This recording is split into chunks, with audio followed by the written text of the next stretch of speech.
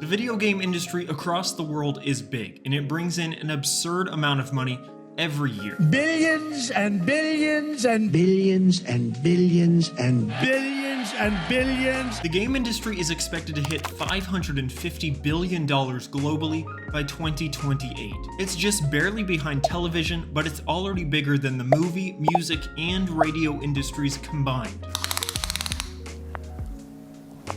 That's quite big. The Swedish games industry says that 1 out of every 4 people in the world has played a game created here in Sweden. You might have heard of a small indie game called Minecraft. 238 million copies sold since 2009. That was a Swedish developer who ended up selling the company to Microsoft in 2014 for $2.5 billion. Valheim, it was made by a game studio of just 5 people here in Sweden. It sold 7 million copies less than 2 months after it was released 1 year ago. Battlefield is made by EA Dice here in Stockholm. My wife's personal favorite and the game of the year, It Takes Two, Swedish developer Hazelight Studios in Stockholm. But even if you want to talk about casual mobile games, Candy Crush is made by a Swedish company too. That game came out in 2012, and even in 2020, it still made over $1 billion in sales. It's one of the companies acquired by Microsoft in a nearly $69 billion deal a couple of weeks ago. Nice. Nice.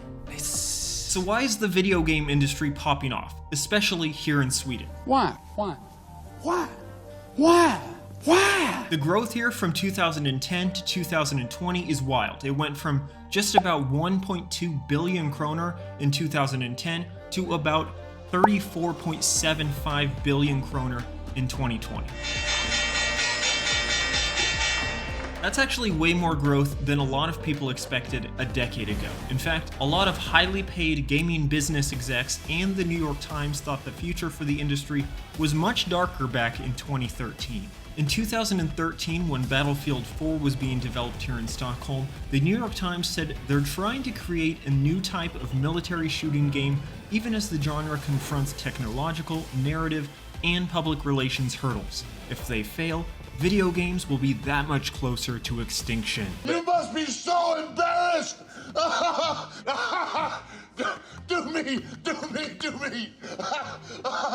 There were 216 other video game companies besides DICE in 2013, just in Sweden alone. Now there are 666 other video game companies besides DICE here in Sweden. They were trying to compare it to the rise of mobile gaming, and they did say that traditional video games would not disappear tomorrow, but I'm pretty sure based on some of the other things that were in this article, that this reporter put this article together with no knowledge of either the video game industry or the Swedish market. I'm the gingerbread man! You're a monster. I'm not the monster here, you are! You and the rest of that fairy tale trash poisoning my perfect world. Because the video game industry, like a lot of other industries, are made up of more than one single company. So why is all of this happening in Sweden? I think we can talk about a couple specific reasons why. Sweden is a really big entrepreneurial startup test market. That doesn't just apply to video games either. Sweden is considered a unicorn factory, which no, doesn't mean that it creates unicorns.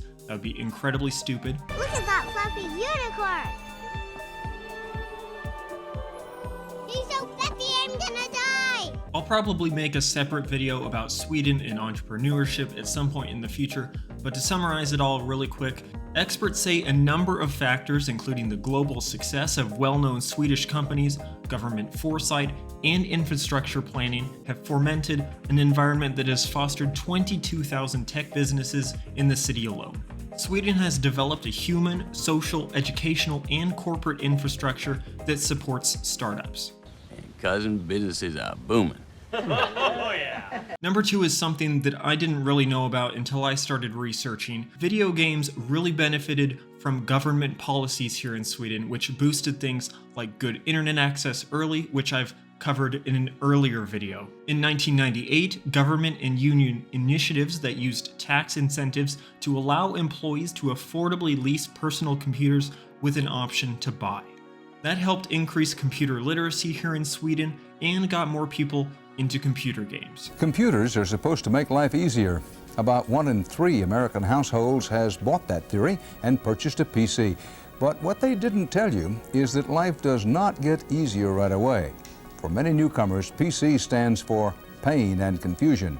I have no idea what this disk drive is. No idea. No wonder the book series Computers for Dummies has sold 18 million copies. Also, 95% of y'all who are watching this video probably are not subscribed to my channel either, which, please do that. It helps me out. Yesterday, you said tomorrow. So just do it! Make your dreams come true! Just do it! I make content like this and like my last video, which was a deep dive into paid family leave differences between the US and Sweden. Thanks for watching.